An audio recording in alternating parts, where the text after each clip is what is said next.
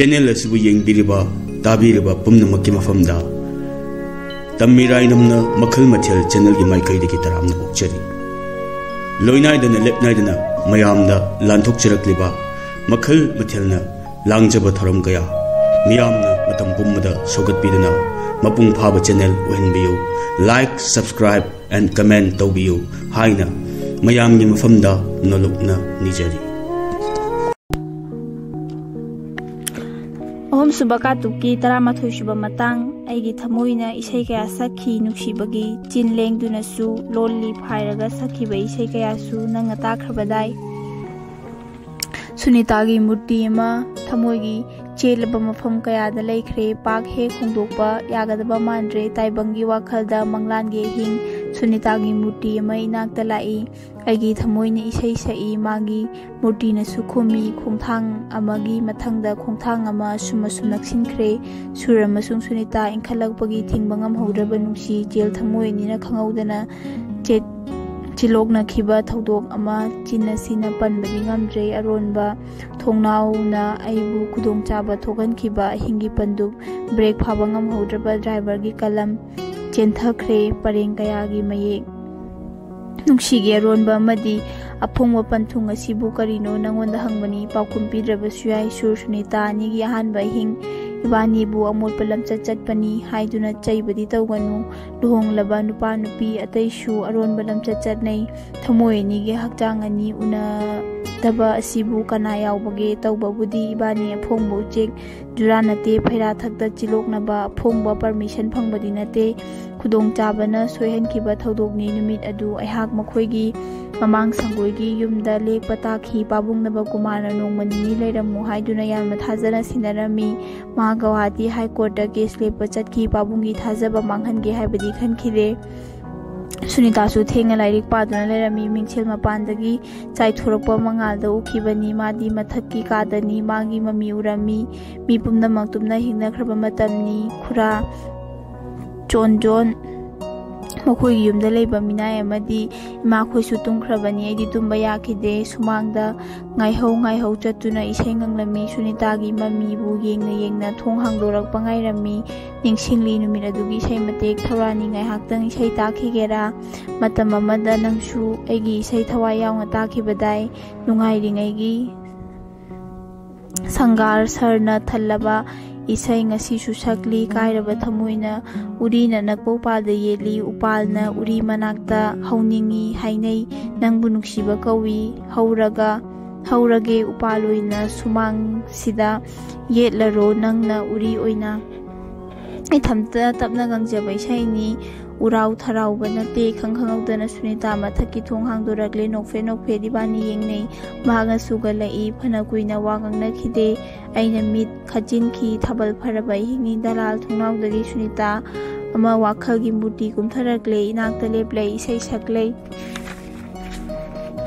sanagi urina tomalda yetpagum थादोक जरोई नंगबु सक्लबनी वासगे चगे नंगबु पुंजगे पुंसीगी थादोक बिगनु तांगजबिनी हाइना आइगी वाखल तामना हाइदोख्रे मूर्ति अमा इसादगी थोख्रे सुनीतागी मूर्तिगा खुद समदुना चटमिनाख्रे आहाक मोनरंग चुरक लेसै सतुना चटलिबा मूर्ति अनिगी कुमै अदु येंगदुन लैरमी थौरानी नंगदी करिगुंबा मतमदा मोनरंग अमदी सुंद्रंगी वाखलदा दिनेश का करी मंगमंखी सुरजेना हंगलिबा वाहंग आइगिसु उरी उपालगी पंदुप निंगसिंगदुना त लैरिबनी लैसा पाखंग ओइरिङै मतंगी ओइरोइदबा वाखलगी मंगलान साहित्यगी मिदेंगदी ओइथोकपा यादबसु कयानि अदुबु साबि सनौ कयाना अदुगुंबा नुंगाइबगी भावना सागतपा मित्रंगी कुमैदा गाउदबसिबु कना लैबगी आइगिसु कयानि नहौनना मुपनखिसिरा आइखोइगी मंदिर ममांगदा निम पांबीदा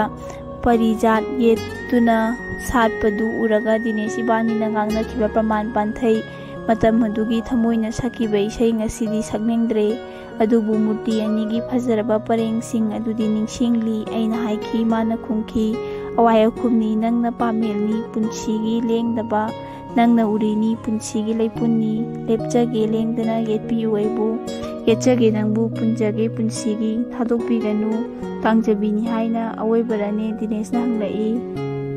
वासकलबदी ऐदी ऐना खुंखि येलरो पुल्लरो लेबलबनी थमोय होंकिसनु ꯍꯣꯡꯈꯤꯅꯨ ꯄꯨꯛꯆꯦꯜ ꯍꯣꯡꯈꯤꯅꯨ ꯄꯥꯃꯦꯜ ꯑꯩꯕꯨꯗꯤ ꯍꯣꯡꯉꯔꯣꯏꯌꯦ ꯑꯩꯅ ꯃꯔꯛ ꯊꯠꯈꯤ ꯑꯩꯁꯨ ꯅꯪꯇꯒꯤꯅꯤ ꯃꯥꯅ ꯅꯣꯛꯂꯛꯏ ꯑꯗꯨꯗꯤ ꯆꯠꯂꯁꯤꯔꯥ ꯑꯩꯅ ꯍꯪꯈꯤ ꯀꯗꯥꯏꯗ ꯗꯤꯅꯦꯁꯅ ꯍꯪꯂꯛꯈꯤ ꯄꯨꯕꯤꯔꯣ ꯑꯩꯕꯨ ꯅꯨꯡꯁꯤ ꯄꯟꯊꯨꯡ ꯌꯧꯅꯕ ꯅꯪꯅ ꯂꯝꯖꯤꯡꯅꯤ इन्नजगे नतुंग फरे अदुदी दिनेशना समथरकले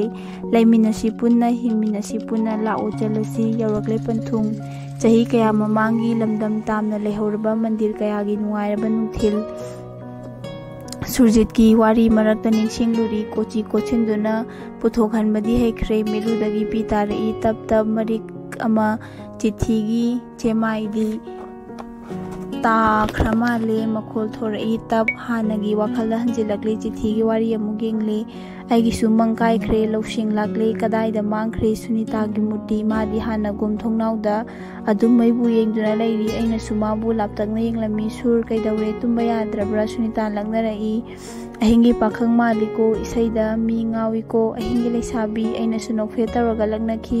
कछु तौदेदा थाबगी फजबा येंगलिबनी पुनिंग नसी नौनवी मेरा थागोइबसिदा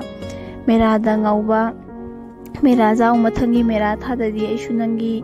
मेरा तोन ओइरबा याय थेंगले तुमलोदना अइना माबु मुन्ना येंगना हाइखी चंख्रो मिनौरा करी करी खनखिने अइसु थाबगी फजबा येंगनिंगी हैनम लेनमगी नुक्सिबा लैनम नमनिंगी नंगी नाक्ता लाउरा अहिंगदी नुपीगी येंगनबनी तुमुरो अइसु तुंबा याद्रे नथंता थाबलदा लैबदु नुंगाइब्रा नंगदी लाइरिक पाहौरो सात्रिनी ए नंगना हॉस्टेल पानबा चौकीदारा लाइरिक पाबसु यादे अइदी कैनो मैतौ तौरे हौना सानी चही मतंग अदुगी अइना फागी तौखी अइसुने वाखली चोय चोयरे फरे थोंग थिंजिलो गुड नाइट सुमांगदगी पुखरी मपानदा यमुक चलमी सिरी चंदुना निंगथिजरबा पुखरी अमा ममांग संगोयगी ममांग लई सिंगारई मखोंग तमना जंगसिनदुना फमले इसिंग इरोल नुंगदा ममी तारिबा थाजगी मंगालबु येंगदुना लैरमी इखंग खंगौदना इसिंग मनुंगदगी सुनीतागी माइथोंग ममी उरकले आई पुमक ngakhi aigi wakhalla chingnarei magi hakchanggi saruk asum lengbugum urakle itungmaktada mahak leplare lengjumda makhut thamlai ai tu chunglakhi aina maile thoktuna ngin kaidoba laiba mina urabadi phajabra kanasu roi chekpalna maikai mari koshiliba ingkholni ima thoroklabadi aina phakhanai खुरा चोंचोन छु इमुंगदा लैरिदुदी चिंगनारुनु अनिमक तुंख्रबदी makeup थोपी बजात नते याहौ थेंगबदा हाइनरिबा इमानी पुंगनबा खुरा चोंचोन थांगदोकलगा इसिंग थादरबसु मिकुप थोओय अदुदी फनबु तान चारे canoe तान चारे हैबदी चिंगनारुनु अहागसु मिथंता निंगहनबा मलाए अय नंगबु नुक्सिरुबा चुमद्रा माले नंगोंदा सेगनोंगबा खरा लई आइबु थाजदबगी वारा आइदी नंगा थाजना पिउ हाइबा पोटपुंबा कथोके खनख्रबि थाजदबगी वा नते पाबुंबु किजै थाजब मांगहनबा हाइबा सिलुद्रा नंगबु assume उदुना लैरबदी पुंगनिंग फाजिनबा ngamlaroi aduna nakhoi gari thobasi toklasira khalle इनेसिगी मनाक्ता मतम खरा लैरुरगे सुर नंग चटखिबा यारोय नंगना इबु नुक्सिबा तंबिरमले काइनबदी तंबिगनु सुनी थुंगनादबा नुक्सिबगी वारिसु अदुम फजबा लैबनिदा सेंगबु नुक्सिबदी पाकसु थुंगनादबनी काइनबा नुक्सिबदी आई पामदे नंगसु मुन्ना खल्लु हयेंग तुंगदा निंगमदबा लाकपा याय आइगी नंगी खल येंगु मतम लैरिङैदा अतै पामेल अमा थीरगा येलुबना नंगी पुंसी याइक फगनी आइदी अनकपा ओइरबसु केगे पाम्बिनी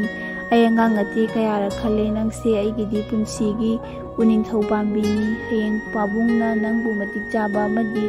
अमा थाजख्रबदी आइना यारोय नंगबु खनख्रे आई